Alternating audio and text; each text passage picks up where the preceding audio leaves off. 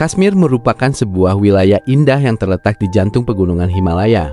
Tempat ini dikenal karena lembah-lembah hijaunya, sungai yang mengalir dari salju abadi, danau yang tenang, serta pegunungan raksasa yang menjulang tinggi hingga terlihat menyentuh langit. Sejak dahulu, Kashmir sering dijuluki sebagai surga di bumi. Kashmir bukan hanya sebuah wilayah di pegunungan Himalaya. Ia adalah tanah yang selama ribuan tahun menjadi persimpangan peradaban, agama, perdagangan, dan peperangan. Keindahannya membuat Kashmir dijuluki surga di bumi. Namun sejarahnya dipenuhi konflik panjang yang belum selesai hingga hari ini. Dalam kitab-kitab kuno seperti Nilamata Purana dan Raja Tarangini, wilayah ini tercatat bukan sebagai daratan, melainkan sebuah danau tektonik raksasa bernama Danau Satisar, yang berarti Danau Dewi Sati. Legenda menyebutkan, danau ini dihuni oleh makhluk-makhluk air purba yang dipimpin oleh para naga, serta diteror oleh iblis air kejam bernama Jalod Bahwa. Kehidupan di sekitar danau sangat mencekam, hingga datanglah seorang resi atau orang suci Hindu yang sangat dihormati bernama Resi Kashyapa. Melihat penderitaan makhluk hidup di wilayah itu, Resi Kashyapa melakukan pertapaan panjang dan memohon petunjuk. Beliau kemudian menghancurkan dinding gunung di daerah Baramulla, celah barat lembah, membuat air danau raksasa itu mengalir keluar dengan deras dan mengeringkan lembah tersebut. Dari sinilah nama Kashmir lahir. Berasal dari kata ka yang berarti air dan shimir yang berarti mengeringkan atau mengering. Menariknya, cerita mitologi ini terbukti secara sains. Para ahli geologi modern menemukan bahwa lembah Kashmir memang merupakan bekas danau purba raksasa yang mengering akibat pergeseran lempeng tektonik Himalaya jutaan tahun lalu. Setelah airnya mengering, tanah subur Kashmir menjadi magnet bagi berbagai peradaban besar.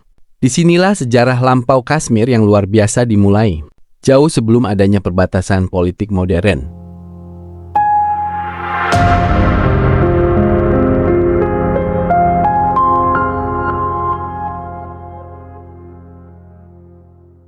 Pada abad ketiga sebelum Masehi, di bawah pemerintahan Kaisar Asoka yang agung dari Kekaisaran Maurya, Kashmir menjadi pusat penyebaran agama Buddha terbesar di Asia.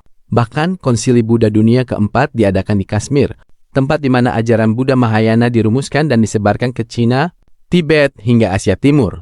Berabad-abad kemudian, Kashmir bertransformasi menjadi pusat filsafat Hindu yang sangat kuat, melahirkan aliran Kashmir Shaivism. Di masa itu, dibangun mahakarya arsitektur kuno seperti kuil Matahari Martan, sebuah kuil megah berbahan batu raksasa yang membuktikan betapa majunya peradaban mereka saat itu. Memasuki abad ke-14, wajah spiritual Kashmir kembali berubah secara damai. Islam masuk ke lembah ini bukan melalui invasi militer yang kejam, melainkan dibawa oleh para pendakwah dan guru sufi. Salah satunya yang paling terkenal adalah Sayyid Ali Hamadani. Pendekatan sufisme yang lembut, mistis, dan menghargai tradisi lokal membuat mayoritas penduduk Kashmir memeluk Islam secara sukarela. Percampuran budaya inilah yang melahirkan konsep Kashmiriyat, sebuah identitas toleransi tinggi antar umat beragama di Kashmir.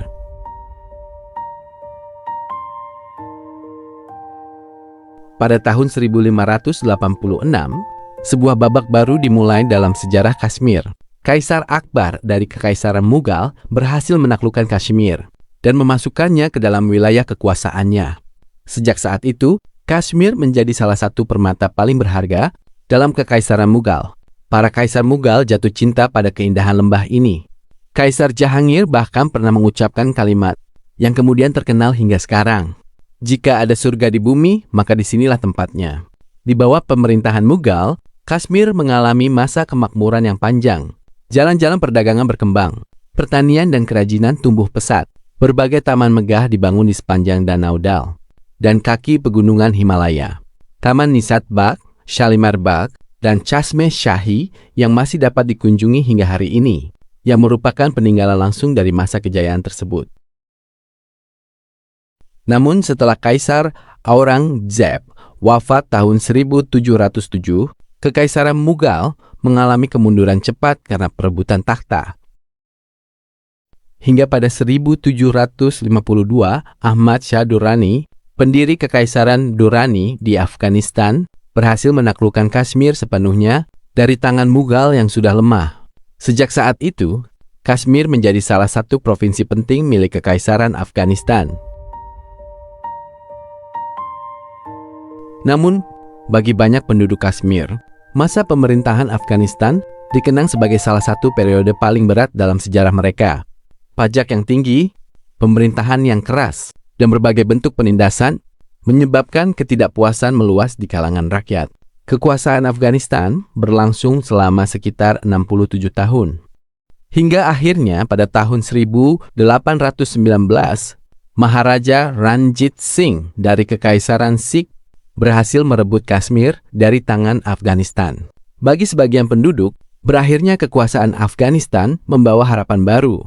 Namun, pemerintahan Sikh juga menerapkan berbagai kebijakan ketat yang membatasi kehidupan masyarakat setempat. Kekuasaan Sikh di Kashmir berlangsung hingga tahun 1846. Tahun inilah yang menjadi salah satu peristiwa paling kontroversial dalam sejarah Kashmir. Setelah Kekaisaran Sikh kalah dalam Perang Anglo-Sikh pertama melawan Inggris, ditandatanganilah Perjanjian Lahore dan kemudian Perjanjian Amritsar pada tahun 1846.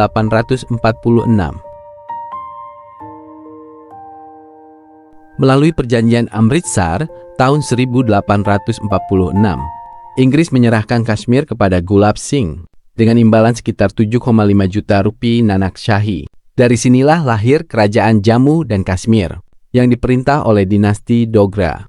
Meskipun secara resmi Kashmir bukan bagian langsung dari India Britania, kerajaan ini berada di bawah pengaruh kuat Inggris. Sistem pemerintahannya berbentuk monarki turun-temurun.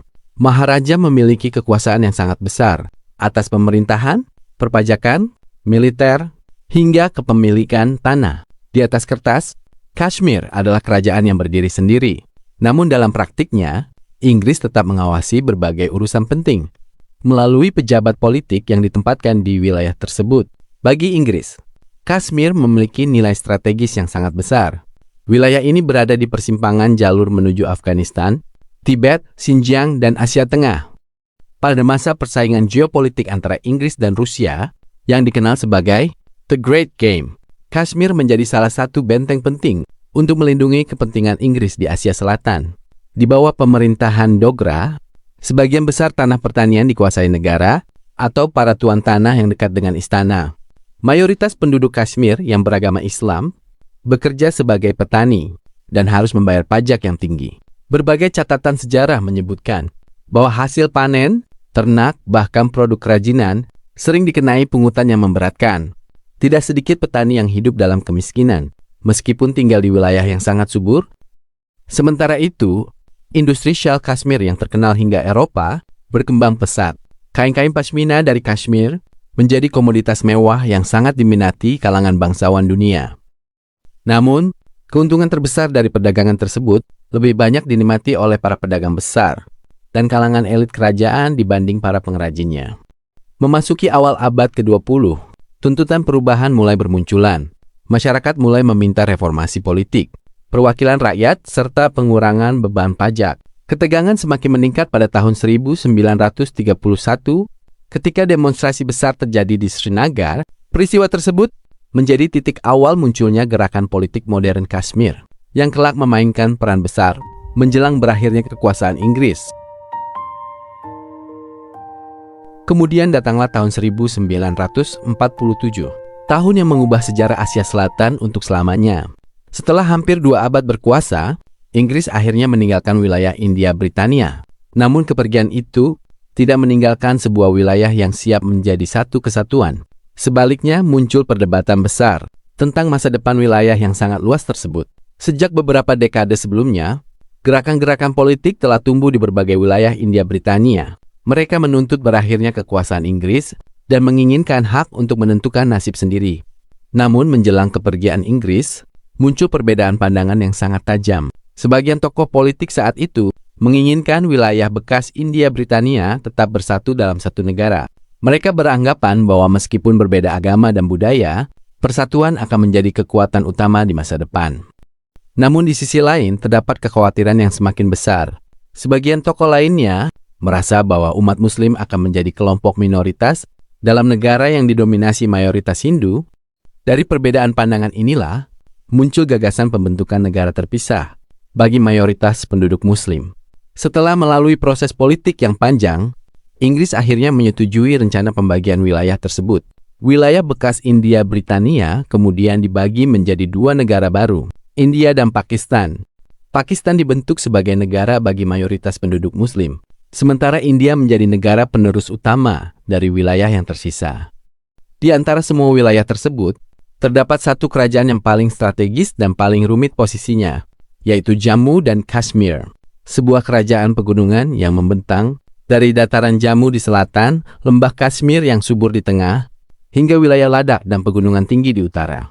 Letaknya yang berada di persimpangan jalur antara anak benua India, Himalaya, Tibet, dan Asia Tengah, menjadikan wilayah ini memiliki nilai strategis yang sangat penting sejak berabad-abad lamanya. Pada tahun 1947, kerajaan ini dipimpin oleh Maharaja Hari Singh, penguasa terakhir dari dinasti Dogra. Sebagai Maharaja, ia memerintah seluruh wilayah Jammu dan Kashmir, termasuk Jammu, lembah Kashmir, Ladakh, serta wilayah pegunungan di utara. Kerajaan yang dipimpinnya juga memiliki penduduk yang sangat beragam. Di Jammu, mayoritas penduduk beragama Hindu. Di lembah Kashmir, mayoritas penduduk beragama Islam. Sementara di Ladakh, banyak masyarakat yang menganut agama Buddha. Keberagaman inilah yang membuat masa depan Jammu dan Kashmir jauh lebih rumit dibandingkan kerajaan-kerajaan lainnya. Ketika wilayah bekas India Britania dibagi menjadi dua negara baru, India dan Pakistan, Jammu dan Kashmir segera menjadi salah satu wilayah yang paling diperebutkan. Para pemimpin Pakistan yang baru terbentuk memandang Jammu dan Kashmir sebagai wilayah yang secara alami seharusnya bergabung dengan mereka. Selain karena mayoritas penduduk kerajaan tersebut beragama Islam, banyak jalur perdagangan dan hubungan ekonomi wilayah itu juga terhubung ke daerah yang kini menjadi Pakistan. Namun di sisi lain, pemerintah India yang baru terbentuk memiliki pandangan berbeda. Menurut mereka, keputusan akhir berada di tangan penguasa sah wilayah tersebut, yaitu Maharaja Hari Singh. Namun di tengah tekanan dari dua negara yang baru lahir tersebut, ia tidak ingin terburu-buru menentukan pilihan. Hari Singh berharap Jammu dan Kashmir, sebuah wilayah yang tidak berpihak kepada India maupun Pakistan. Pada awalnya, gagasan itu tampak mungkin dilakukan. Ketegangan mulai meningkat di berbagai daerah perbatasan. Kelompok-kelompok bersenjata dari wilayah yang kini menjadi Pakistan menuju berbagai wilayah penting di kerajaan tersebut. Bagi sebagian pihak, tindakan itu dianggap sebagai upaya membantu penduduk Muslim Kashmir. Tindakan tersebut dipandang sebagai invasi ke wilayah kerajaan. Pertempuran pun mulai pecah. Kesulitan menghadapi situasi yang semakin memburuk. Kota terbesar sekaligus pusat pemerintahan kerajaan. Ancaman terhadap ibu kota semakin nyata, dan untuk pertama kalinya menjadi pilihan yang realistis. Dalam keadaan terdesak, ia mengirim permohonan bantuan kepada pemerintah India. Namun pemerintah India memberikan syarat yang sangat jelas. Mereka bersedia mengirim pasukan untuk mempertahankan Jammu dan Kashmir, tetapi kerajaan tersebut harus terlebih dahulu bergabung secara resmi dengan India. Hari Singh akhirnya mengambil keputusan terbesar dalam hidupnya.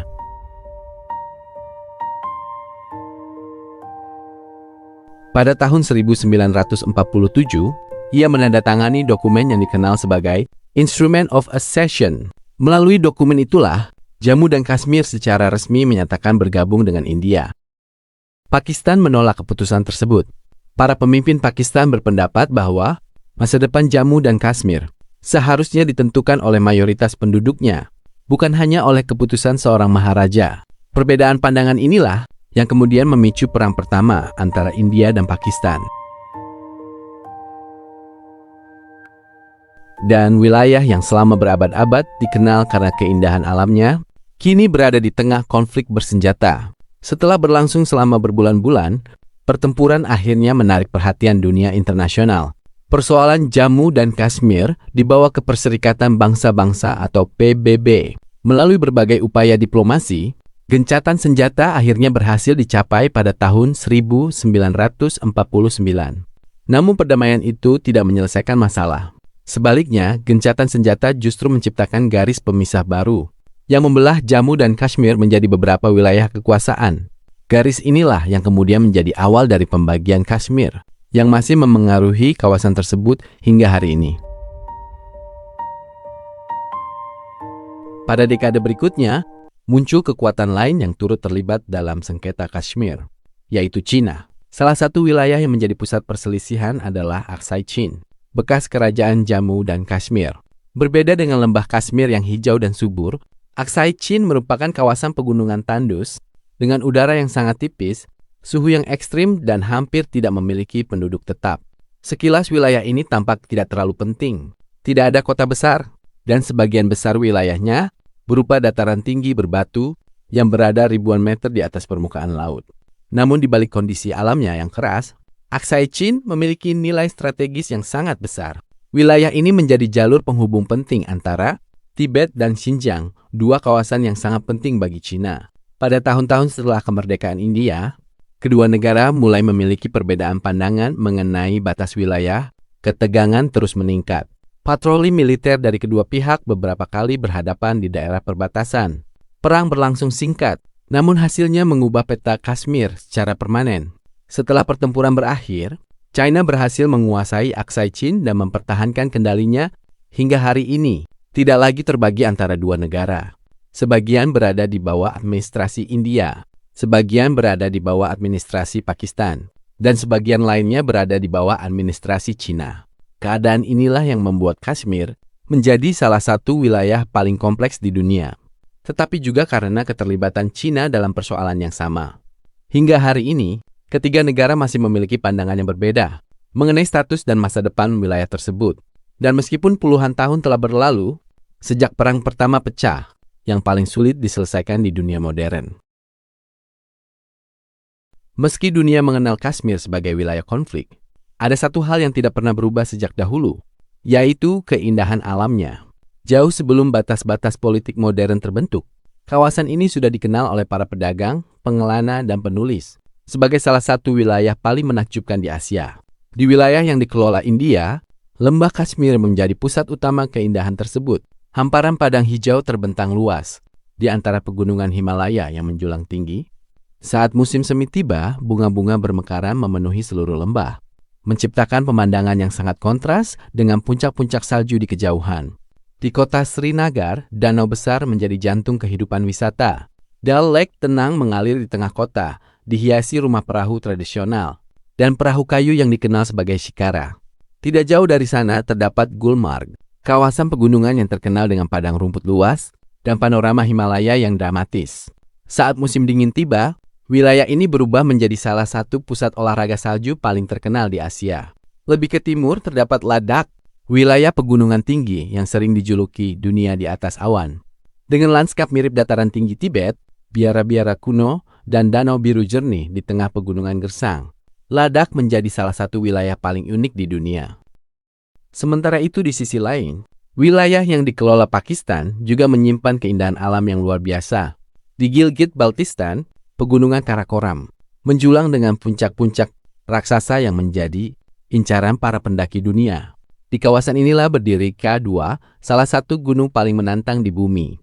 Lembah-lembahnya dipenuhi gletser besar, sungai es, dan jalur pegunungan yang ekstrem namun mempesona. Sementara di Azad Kashmir, sungai-sungai jernih, hutan hijau, dan lembah curam menciptakan pemandangan yang sangat kontras dengan kehidupan kota modern. Dan di sisi timur, wilayah Aksai Chin yang berada di bawah administrasi China menghadirkan wajah Kashmir yang berbeda. Dataran tinggi luas tanpa vegetasi lebat, angin dingin yang keras, dan lanskap yang sunyi menjadikan kawasan ini terasa seperti dunia lain. Meski jarang tersentuh wisatawan, wilayah ini melengkapi gambaran besar Kashmir sebagai kawasan dengan keragaman alam yang luar biasa. Dari lembah hijau yang subur, danau yang tenang di tengah kota, gunung-gunung raksasa yang tertutup salju, hingga dataran tinggi yang sunyi dan keras. Semuanya pernah menjadi satu kesatuan dalam sejarah panjang Jammu dan Kashmir. Sebuah wilayah yang tidak hanya penting secara politik, tetapi juga menjadi salah satu keajaiban alam paling indah di dunia. Sekian perjalanan kita kali ini menelusuri Kashmir, sebuah wilayah dengan sejarah panjang yang terbentang dari legenda kuno, kejayaan peradaban, hingga dinamika dunia modern yang masih terasa hingga hari ini. Terima kasih sudah menjadi bagian dari perjalanan bersama Lensa Info. Jangan lupa like, subscribe, dan share agar kita bisa terus menjelajahi cerita-cerita menarik dari berbagai belahan dunia lainnya. Sampai jumpa di cerita berikutnya.